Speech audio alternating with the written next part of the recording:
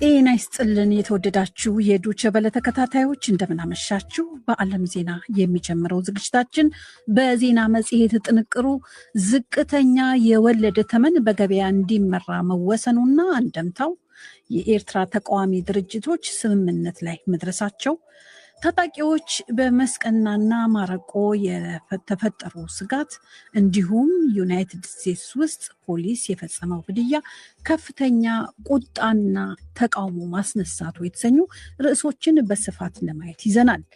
የዓለም ዜናውን ሸዋዬ ለገሰ ተዘጋጅታለች። የአንድ ሰዓቱን ስርጭት ለማስተናበር እኔ አዜብ ታደሰ በቀጥታው ስቱዲዮ አብሬያችሁ እቆያለሁ። በሁለተኛው ክፍል የሚቀርበው የባህል ፕሮግራም የኢትዮጵያ ባህል አልባሳት ገበያ ተስፋና ፈተናው የሚል ርዕስን ይዟል።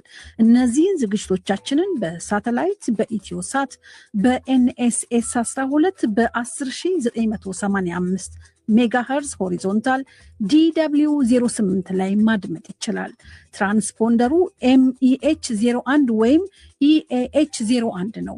በኢንተርኔት DW አምሃሪክ በተባለው መተግበሪያ በፌስቡክ እንዲሁም በቴሌግራም እና በዩቲዩብ ላይ በቀጥታ እንደመጣለን። አድማጮቻውን በቀጥታ ወደ ምሽቱ የዓለም ዜና ልውሰዳችሁ። ሸዋዬ ለገሰ እንደምናመሻችሁ። በቅድሚያም ዋና ዋናዎቹ ባለፉት 2 ሳምንታት በማዕከላዊ ኢትዮጵያ ክልል ምስራቅ ጉራጌ ዞን በምስራቅ ምስቃን ወረዳና በማረቆ ልዩ ወረዳ በታጣቂዎች ጥቃት 11 ሰዎች መገደላቸው፣ ሌሎች 10 ደግሞ መቁሰላቸው ተነገረ። የአካባቢው ነዋሪዎች ስጋት ገብቶናል ይላሉ።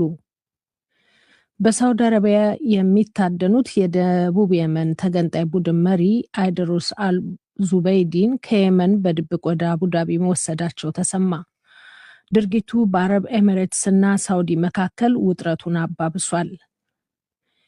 ቻይና ዩናይትድ ስቴትስ በዓለም አቀፍ የባህር ቀጣና የሌሎች ሀገራትን መርከቦች በዘፈቀደ መያዟ ዓለም አቀፍ ሕግ የጣሰ ነው ስትል ኮነነች። ሩሲያ በበኩሏ አሜሪካ ነዳጅ የጫነችው መርከብ ሰሜን አትላንቲክ የባህር አካባቢ መያዟ ውጥረት ማባባሱን ለዓለም አቀፍ የመርከብ እንቅስቃሴም ስጋት አስከትሏል ስትል ከሳለች። ኢራን ውስጥ የኢኮኖሚ መዳከም የቀሰቀሰው ህዝባዊ ተቃውሞ በመላ ሀገሪቱ መዳረሱ እየተነገረ ነው።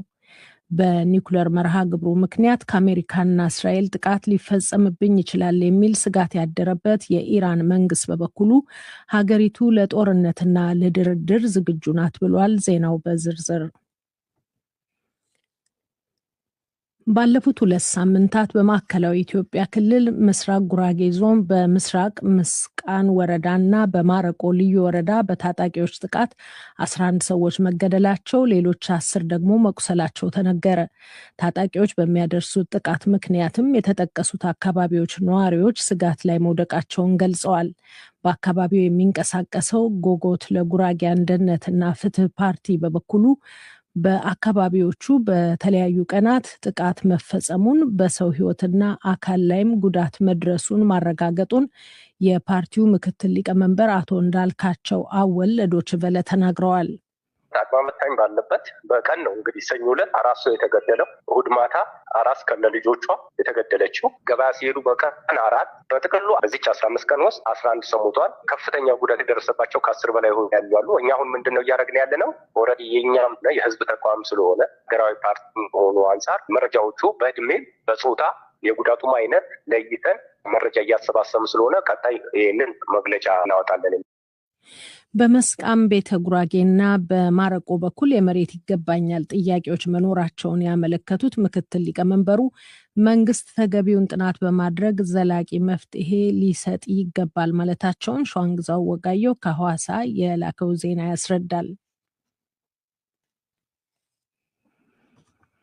በሳውዲ አረቢያ የሚታደኑት የደቡብ የመን ተገንጣይ ቡድን መሪ አይደሩስ አልዙበይዲን ከየመን በድብቅ ወደ አቡዳቢ መወሰዳቸው ተሰማ። ሳውዲ አረቢያ አልዙበይዲን ከየመን በሶማሌላንድ በኩል የወጡት በተባበሩት አረብ ኤሚሬቶች እርዳታ ሳይሆን እንዳልቀረ አስታውቃለች። የስለላ መረጃዎች የደቡብ ሽግግር ምክር ቤት የተሰኘው የየመን ተገንጣይ ቡድን መሪው ከየመን በባህር ወደ ሶማሊያ ተጉዘው ከዚያ ወደ አቡዳቢ በአውሮፕላን መግባታቸውን እንዳመለከቱ የሳውዲ ፕሬስ መዘገቡ ተገልጿል።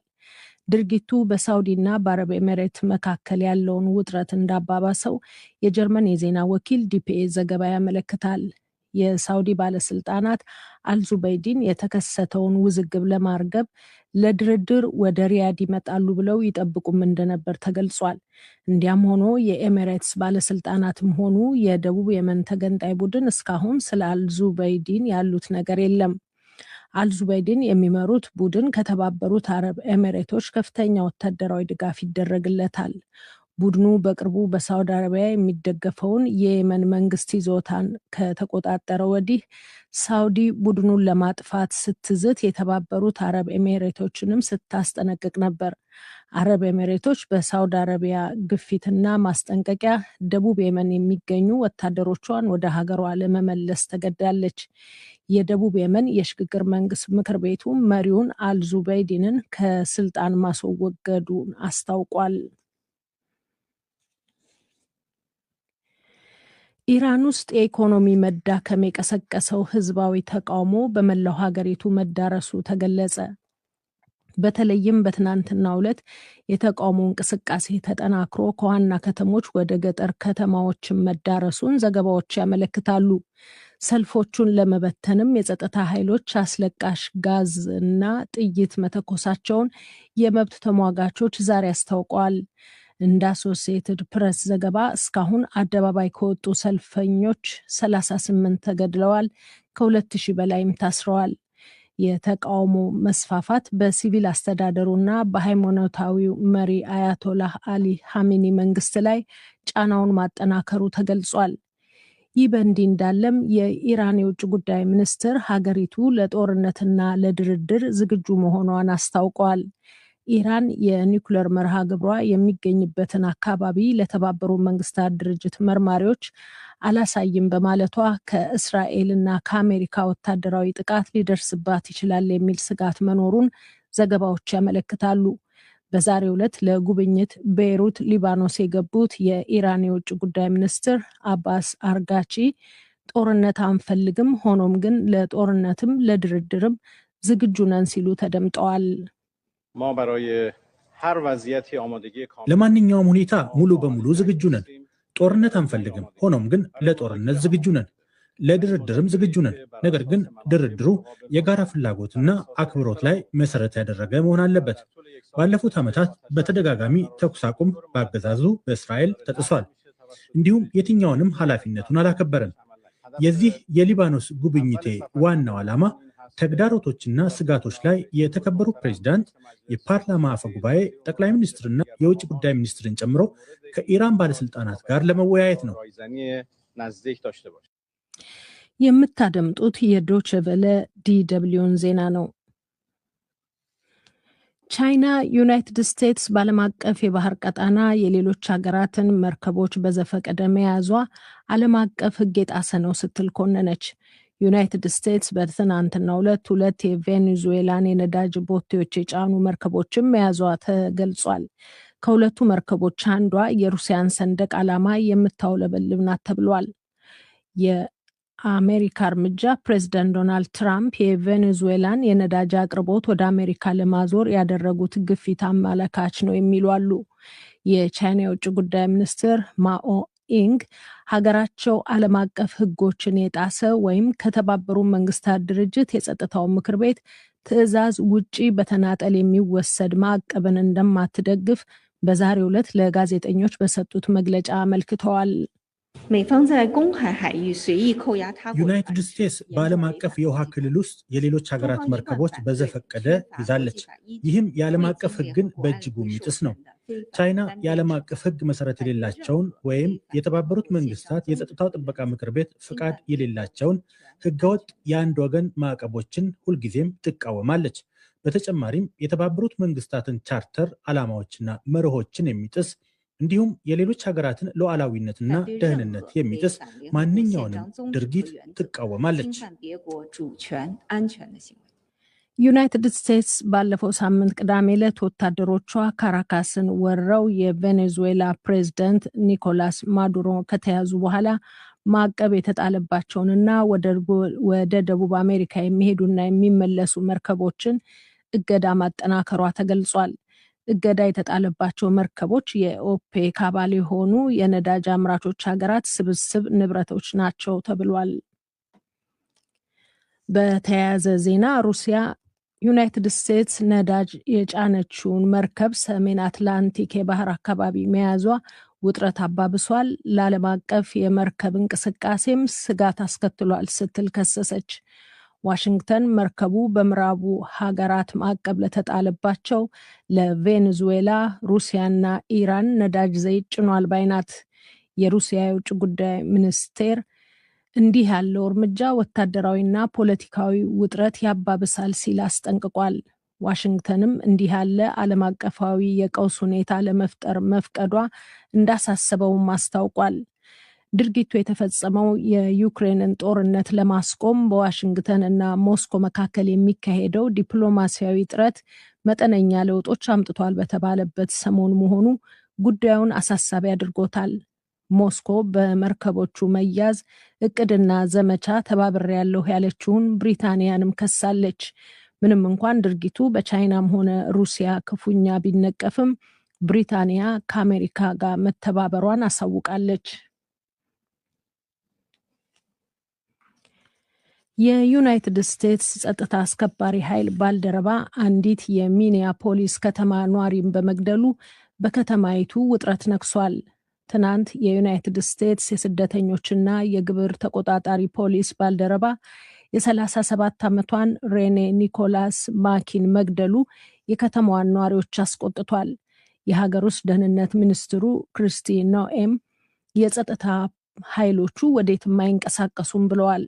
የሀገር ውስጥ ደህንነት ሚኒስቴር ከዚህ በፊት ተደርጎ አይታወቅም በተባለው ስደተኞች ላይ ላተኮረው የክትትል ዘመቻ ከ2000 በላይ ፖሊሶችም ማሰማራቱ ተነግሯል። እስካሁንም ከ1500 በላይ ተጠርጣሪዎች ያሏቸው መታሰራቸውን ኖኤም መናገራቸውን አሶሲየትድ ፕሬስ ዘግቧል።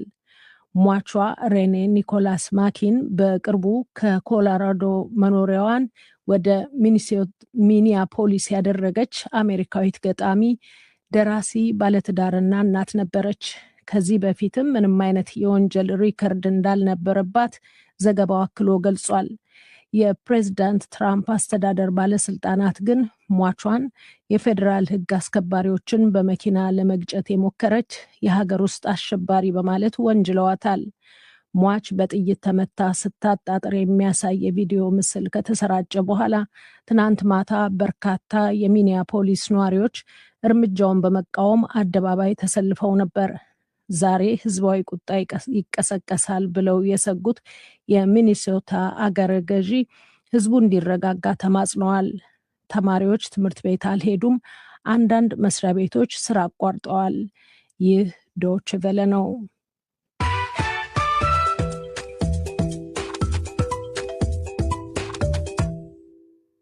ከዶይቼ ቬለ ዜናውን ለማጠቃለል ዋና ዋናዎቹን በድጋሚ ላሰማችሁ። ባለፉት 2 ሳምንታት በማዕከላዊ ኢትዮጵያ ክልል ምስራቅ ጉራጌ ዞን በምስራቅ ምስቃን ወረዳና በማረቆ ልዩ ወረዳ በታጣቂዎች ጥቃት 11 ሰዎች መገደላቸው፣ ሌሎች 10 ደግሞ መቁሰላቸው ተነገረ። የአካባቢው ነዋሪዎች ስጋት ገብቶናል ይላሉ። በሳውዲ አረቢያ የሚታደኑት የደቡብ የመን ተገንጣይ ቡድን መሪ አይደሩስ አልዙበይዲን ከየመን በድብቅ ወደ አቡዳቢ መወሰዳቸው ተሰማ። ድርጊቱ በአረብ ኤሚሬትስ እና ሳውዲ መካከል ውጥረቱን አባብሷል። ቻይና ዩናይትድ ስቴትስ በዓለም አቀፍ የባህር ቀጣና የሌሎች ሀገራትን መርከቦች በዘፈቀደ መያዟ ዓለም አቀፍ ሕግ የጣሰ ነው ስትል ኮነነች። ሩሲያ በበኩሏ አሜሪካ ነዳጅ የጫነችውን መርከብ ሰሜን አትላንቲክ የባህር አካባቢ መያዟ ውጥረት ማባባሱን ለዓለም አቀፍ የመርከብ እንቅስቃሴም ስጋት አስከትሏል ስትል ከሳለች። ኢራን ውስጥ የኢኮኖሚ መዳከም የቀሰቀሰው ህዝባዊ ተቃውሞ በመላው ሀገሪቱ መዳረሱ እየተነገረ ነው። በኒውክሌር መርሃ ግብሩ ምክንያት ከአሜሪካና እስራኤል ጥቃት ሊፈጸምብኝ ይችላል የሚል ስጋት ያደረበት የኢራን መንግስት በበኩሉ ሀገሪቱ ለጦርነትና ለድርድር ዝግጁ ናት ብሏል። ዜናው አበቃ። የምሽቱን የዓለም ዋና ዋና ዜናዎች ያቀረበችልንን